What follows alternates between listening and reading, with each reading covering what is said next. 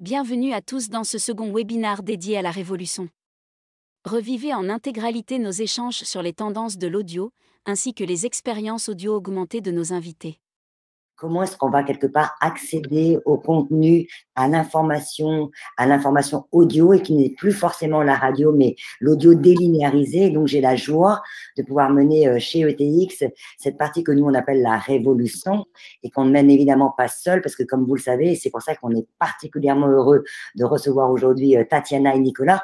On la mène avec des partenaires, c'est-à-dire que cette révolution, ce passage massif à l'audio, à l'info audio, au contenu audio, en fait, c'est une démarche collective que nous allons mener tous ensemble et on est donc particulièrement heureux de pouvoir en discuter aujourd'hui avec des pionniers. Merci Cécilia. Alors pour ceux qui n'ont pas pu assister au webinaire précédent, partageons peut-être quelques leçons et éléments clés de tendance. C'est vrai qu'on continue d'observer globalement une véritable lame de fond en termes d'usage. Pourquoi? Parce qu'il y a un déclencheur, c'était la pandémie, c'était la fatigue digitale. Je pense que nous avons tous eu cette expérience de fatigue visuelle avec l'hyperconnexion. Et l'audio, il faut le dire, ça fait du bien. L'audio, ça permet aussi de faire d'autres choses pendant qu'on écoute des contenus. Donc, il y a une notion réelle d'usage pratique. Et lorsqu'on regarde ce qui se passe aux États-Unis, c'est vrai que les États-Unis ont souvent une longueur d'avance dans de nombreuses industries. Eh bien, la consommation d'audio remplace petit à petit celle d'autres supports médias. Donc, d'après une étude récente menée par Spotify et Magma, un institut d'études, l'écoute des podcasts remplace petit à petit les autres habitudes de consommation, qu'elles soient digitales ou TV analogique.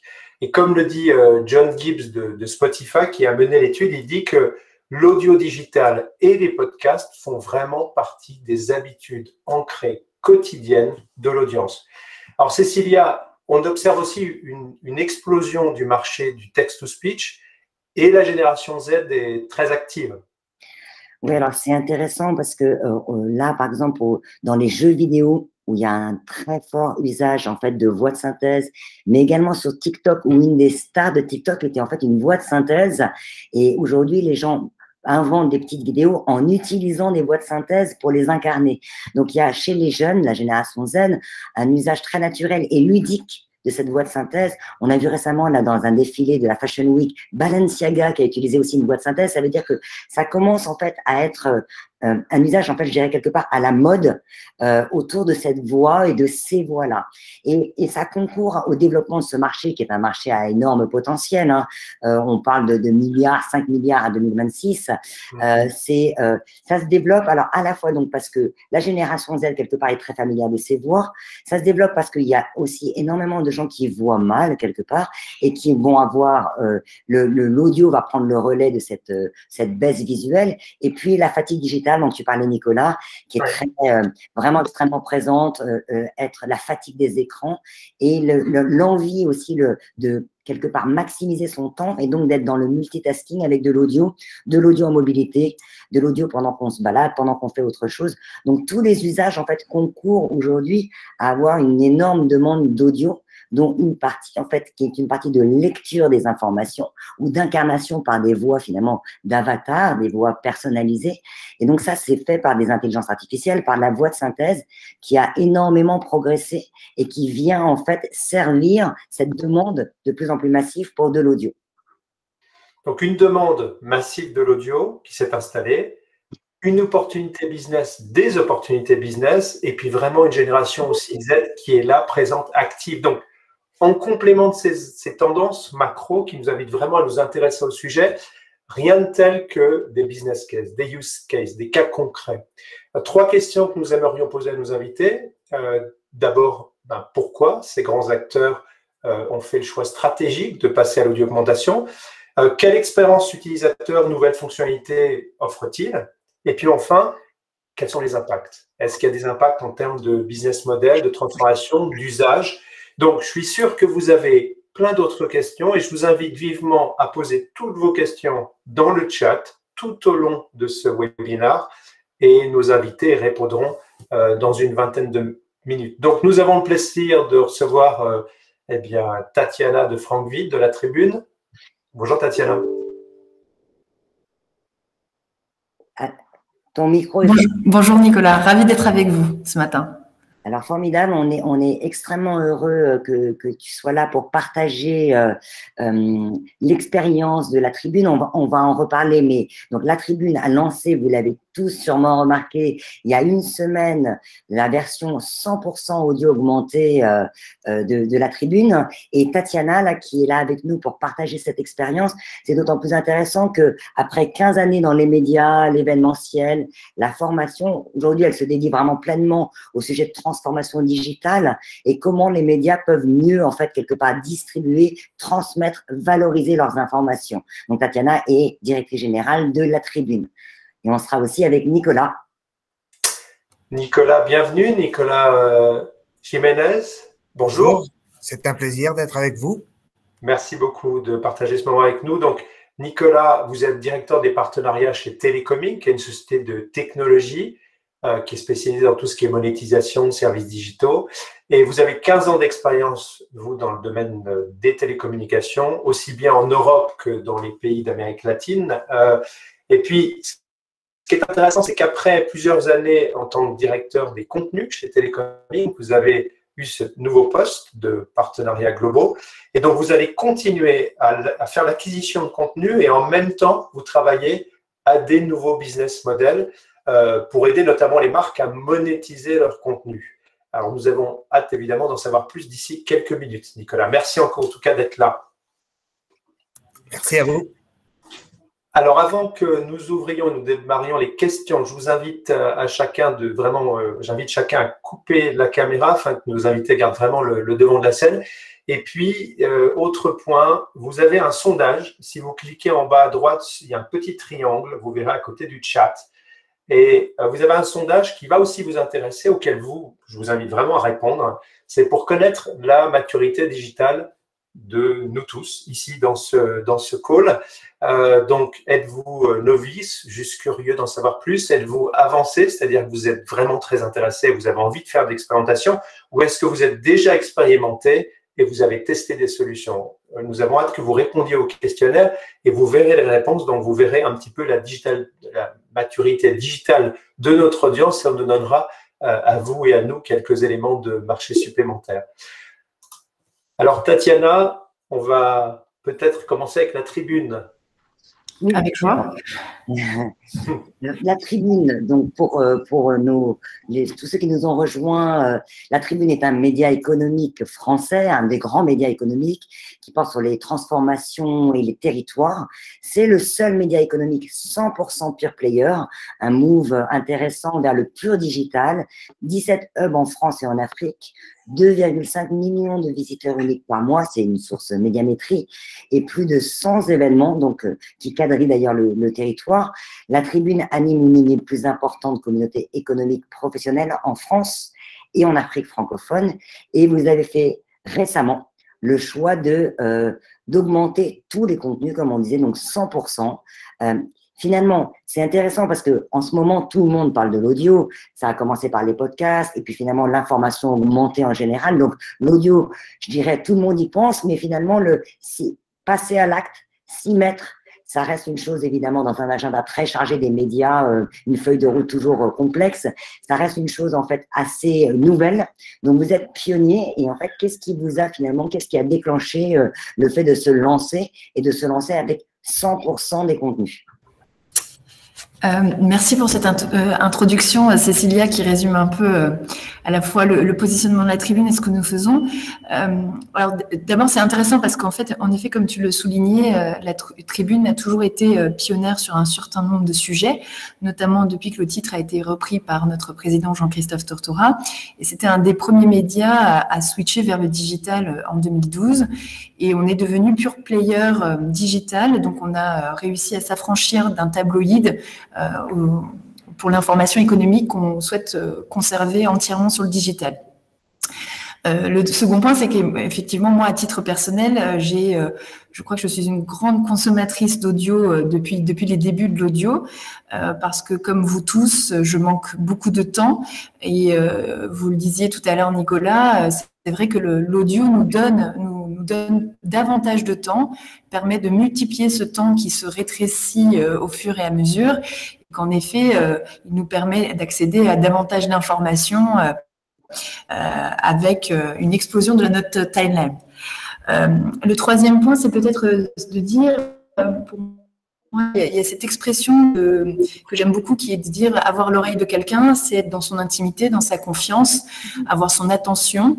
Et finalement, quoi de plus intime que d'être dans la proximité auditive de quelqu'un, d'écouter une personne. Vous avez une qualité d'attention, d'écoute, de captation qui est absolument formidable. Et je trouve que dans l'idée que promeut la Tribune d'être un média de proximité, il n'y avait rien de plus symbolique que l'audio pour entrer dans l'intimité de nos lecteurs. Dans ce paysage des médias évolue énormément. Ça fait des années que les médias investissent la vidéo avec beaucoup de succès. On voit aussi le développement de nouveaux médias. Je cite mes confrères, par exemple, de Brut et Combini, qui réussissent sur ce plan. Nous l'avions fait, peut-être de façon moins intensive. Nous sommes historiquement un média écrit. Et après 1 an et demi passé, comme vous tous, en période Covid, devant des écrans, devant les Zooms, moi je suis, et tout comme le reste du groupe, assez convaincue qu'on a besoin de faire autre chose, mais que pour autant on continue d'avoir besoin d'accéder à l'information et que on a besoin d'entendre et d'écouter cette information. Pour moi, l'audio, et pour le groupe La Tribune, c'est aussi une capacité de délivrer une information hautement qualitative, plus longue.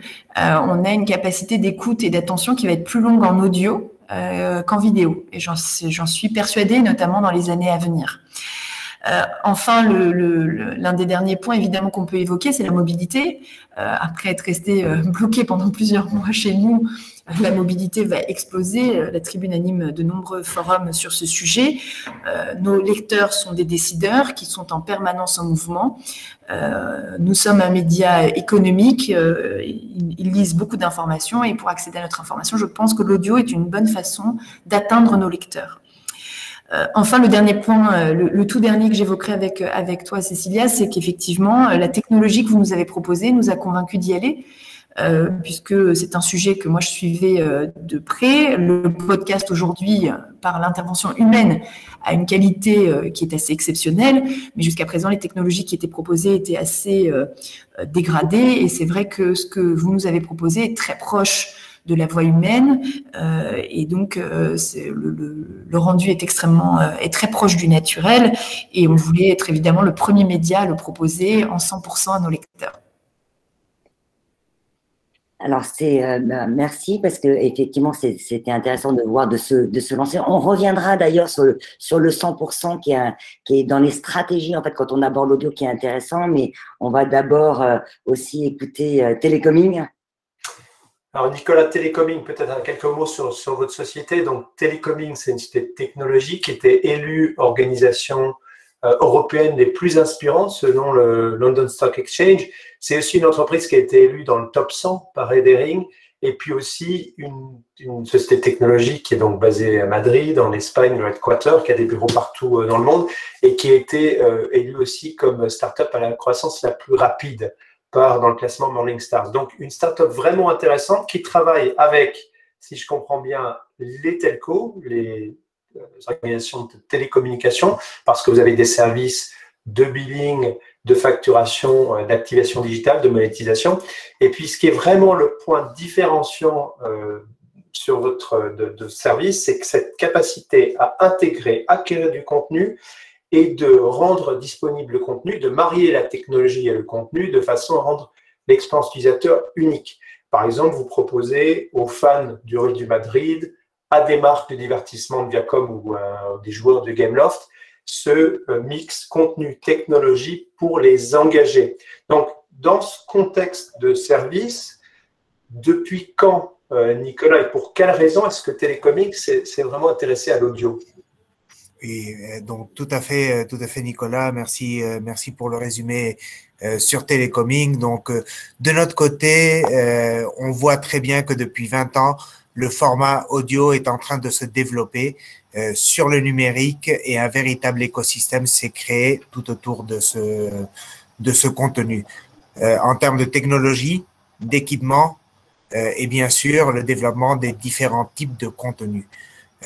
Comme disait Tatiana tout à l'heure, la mobilité amène des nouveaux modes de consommation et nous n'avons pas toujours le temps d'accéder à toutes les informations massives et à tous les inputs que nous recevons, surtout à travers Internet. Donc, tout un nouveau format de contenu s'est développé, les podcasts, les livres audio et l'augmentation audio qui sont venus pour combler un petit peu ce vide que nous avons et à l'heure de consommer un petit peu tous ces contenus. Donc, ça nous permet en mobilité d'avoir accès à tous ces articles que nous ne pourrions pas ou dont nous n'aurions pas le temps de lire à d'autres moments.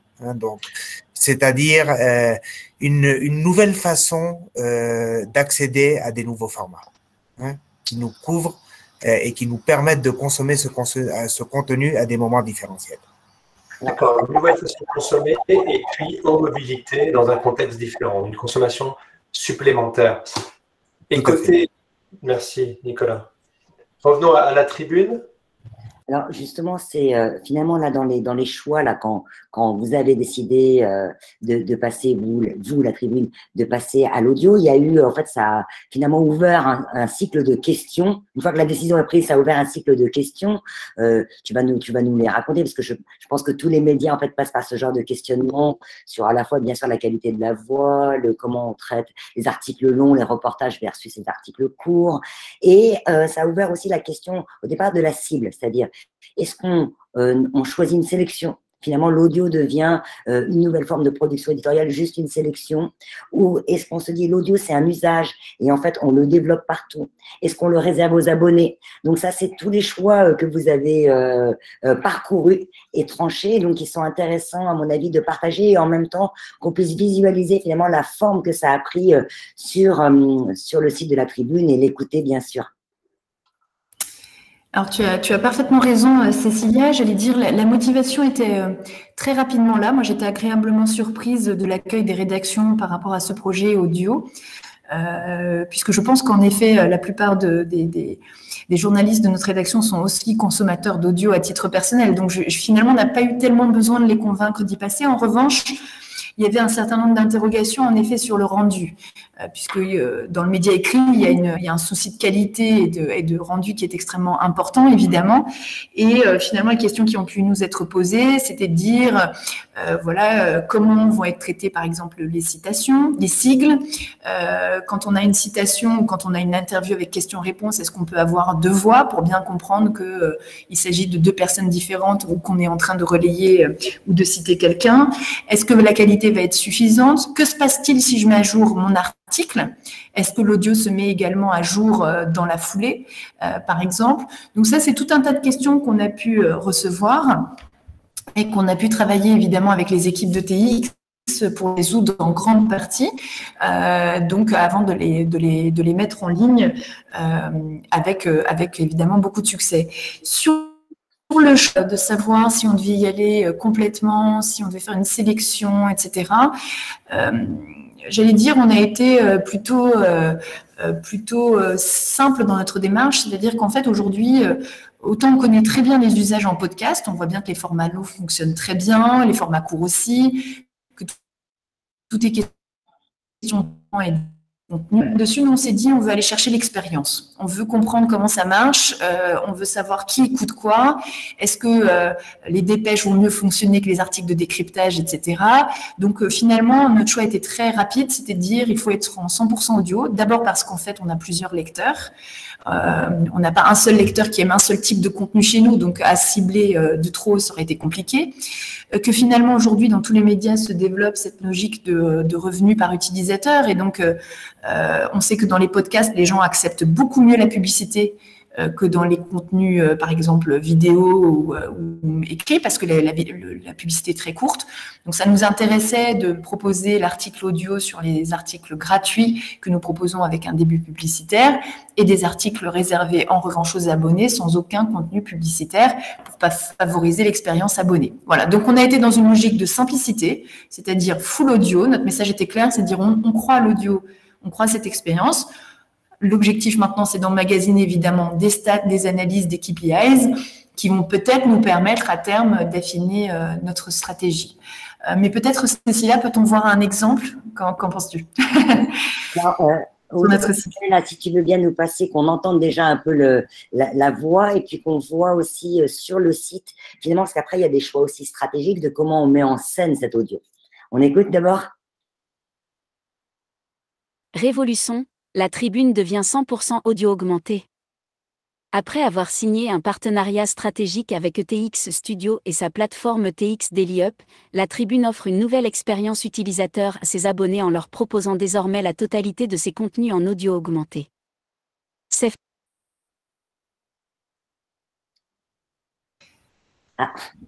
On a fait.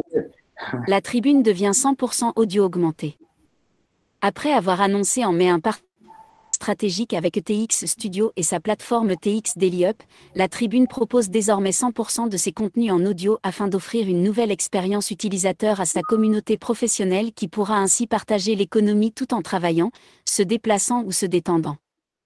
La révolution du son est incontournable pour consommer autrement la presse, mettre en avant la valeur ajoutée de ses expertises, lecture audio des articles, podcasts, interviews filmées. La rédaction de la tribune y trouvera une nouvelle voie pour mieux répondre aux attentes de ses lecteurs et s'adapter à leurs emplois du temps et leur rythme de vie. Explique Philippe Mabille, directeur de la rédaction.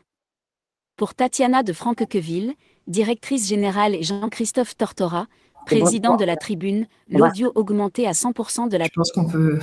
Oui, on va s'arrêter là, mais vous pourrez retrouver tout ce communiqué, ce son sur tous les réseaux de la tribune. Vous avez vu les deux voix.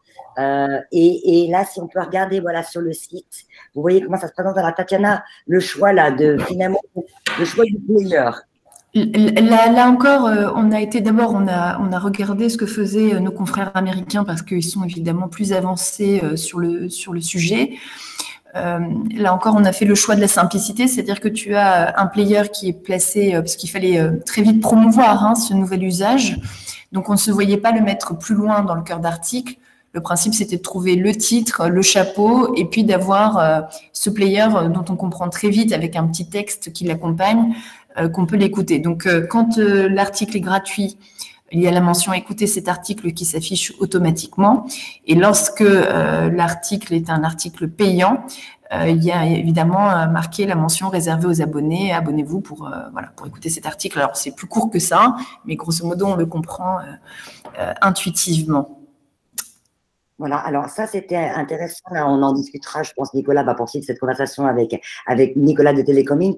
C'est la question du player, c'est aujourd'hui, finalement ça c'est la première étape c'est ce que disait Tatiana, l'usage.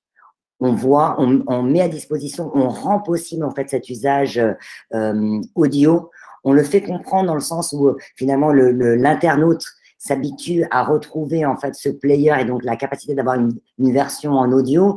La suite de ça, c'est au-delà du player, c'est peut-être développer des usages qui sont la playlist, en fait un endroit où on retrouve finalement tous les contenus audio, où on sélectionne ces contenus audio pour les avoir.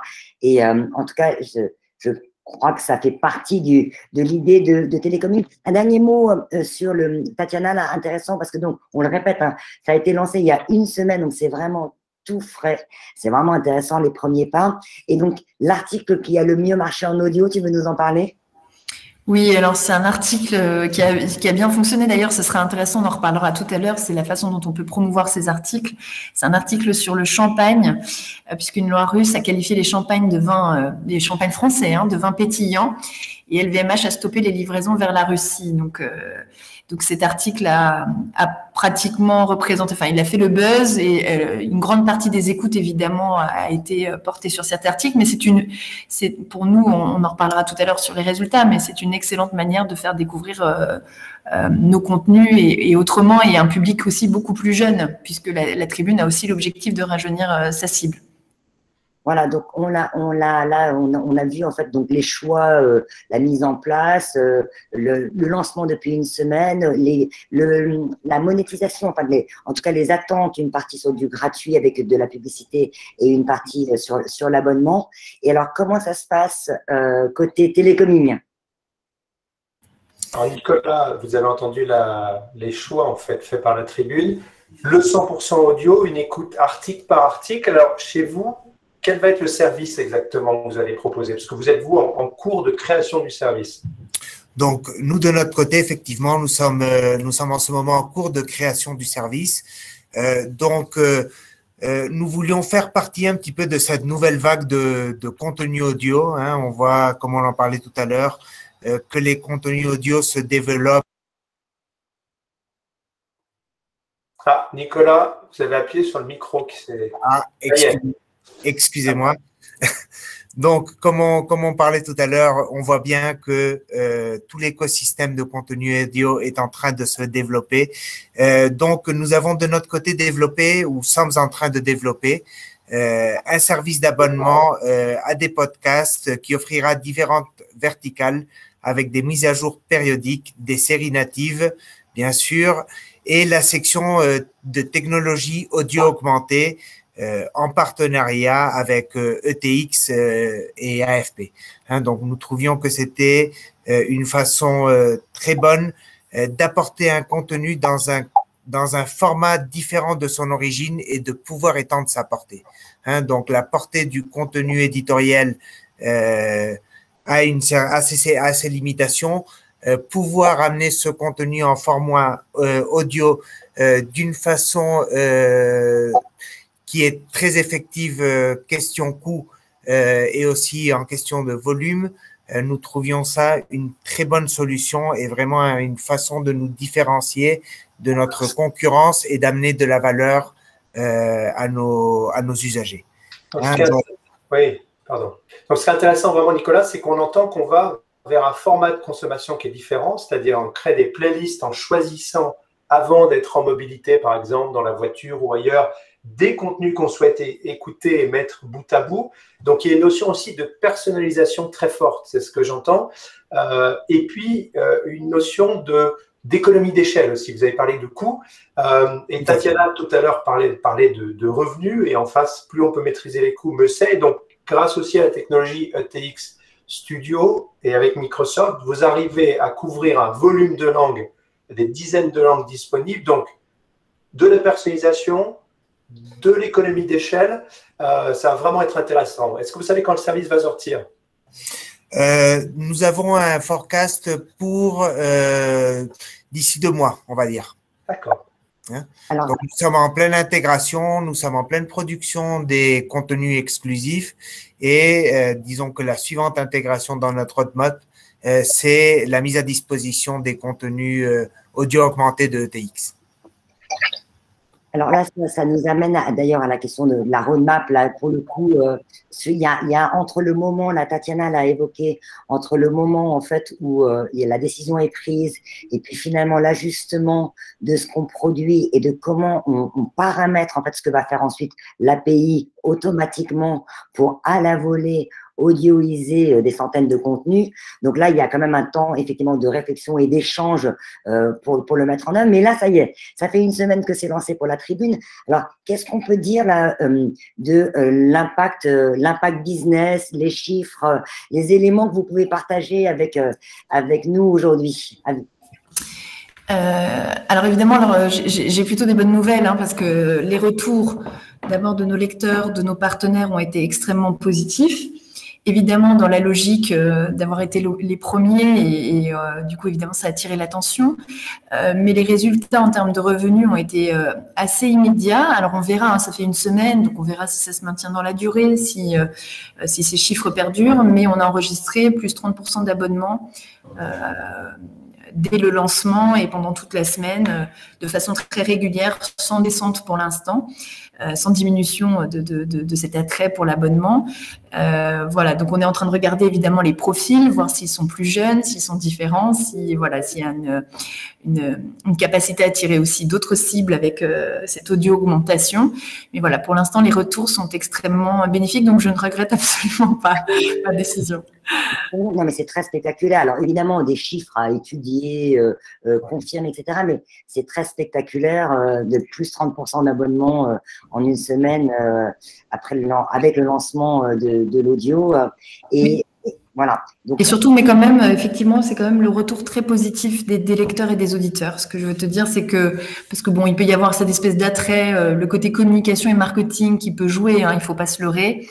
Mais pour autant, les retours sont, encore une fois, hein, je pense qu'il y avait des appréhensions sur le côté très robotique de la chose, et les retours les gens sont plutôt agréablement et très agréablement surpris. Et ça, c'est plus important pour nous parce que ça sous-entend de la durée dans les bons résultats. Voilà.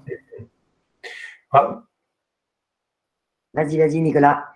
Non, vraiment, vraiment impressionnant, hein, ces chiffres de 30%, même comme disait Cécilia, il faut faire attention, c'est que le début, mais la tendance et surtout le retour qualitatif est impressionnant. Puis ce qui joue aussi, pour l'avoir vraiment écouté plusieurs fois, c'est cette alternance de voix masculine, féminine, masculine. Il y a un vrai dynamisme dans l'écoute, donc l'expérience est impressionnante et elle s'améliore de plus en plus, que l'algorithme, vous y travaillez, vous l'améliorez, vous le nourrissez.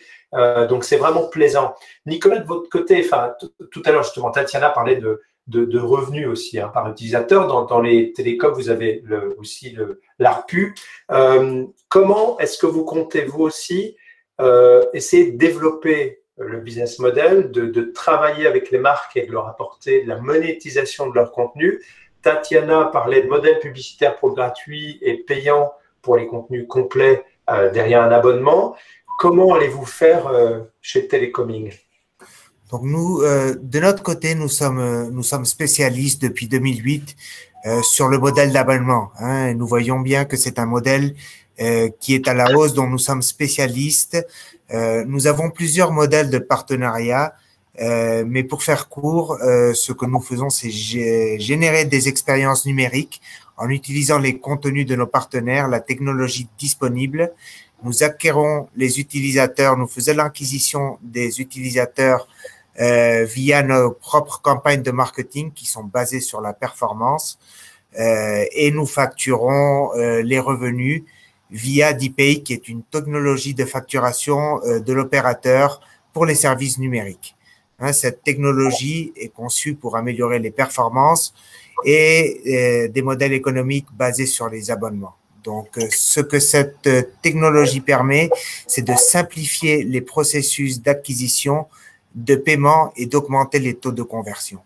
Hein, donc, comme nous disions, c'est une technologie que nous utilisons dans les 27 pays où nous sommes présents et qui nous permet de rentabiliser ou de monétiser les contenus de nos partenaires. Donc 27 pays, 27 langues qui vont être développées.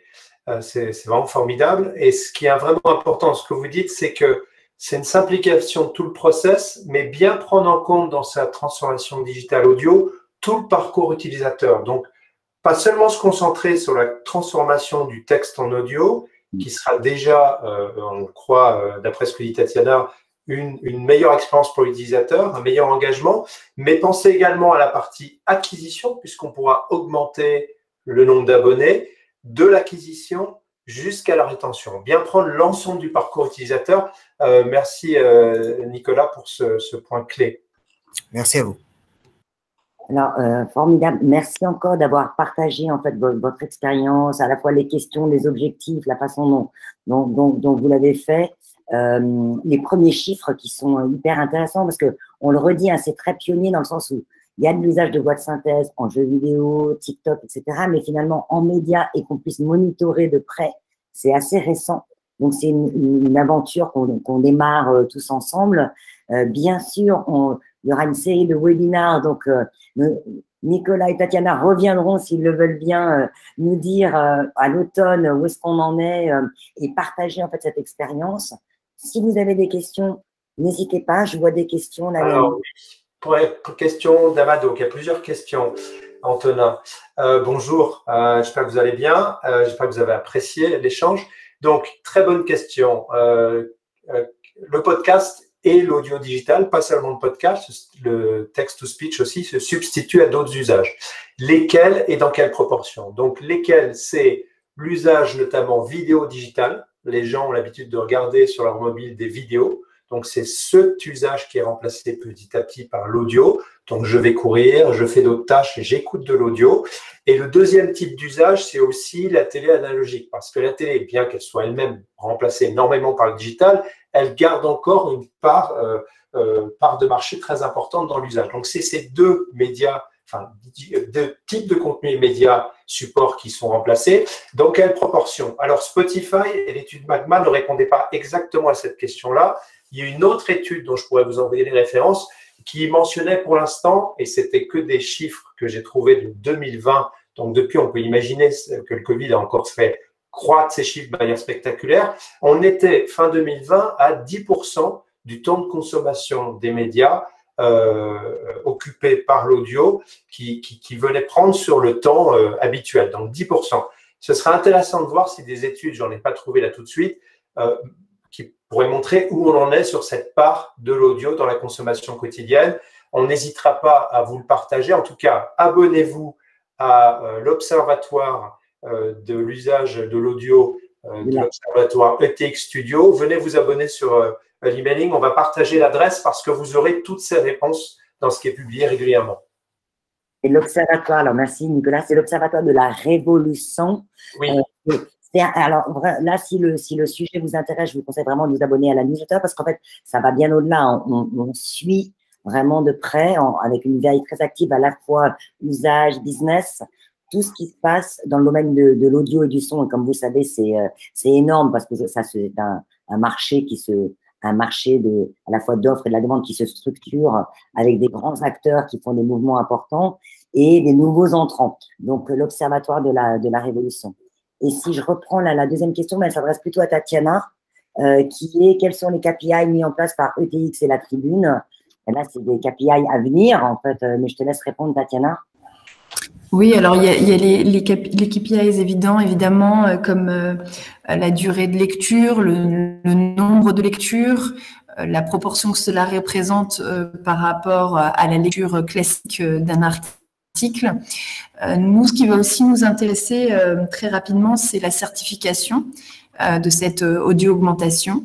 Et je sais qu'on travaille aujourd'hui avec les équipes d'ETX pour nous rapprocher de la CPM, voire de médiamétrie, voilà, pour mettre en place des critères de certification de cette audience. Voilà. Mais en tout cas, là, j'ajoute, mais l'abonnement, en l'occurrence, dont tu nous parlais, c'est aussi, finalement, il y a un critère d'usage. Qu'est-ce qui plaît, qu'est-ce qui plaît. Et d'abonnement, bien sûr. Est-ce que ça touche des nouvelles cibles et aussi, évidemment, de fidélisation, d'abonnement. Et alors, absolument.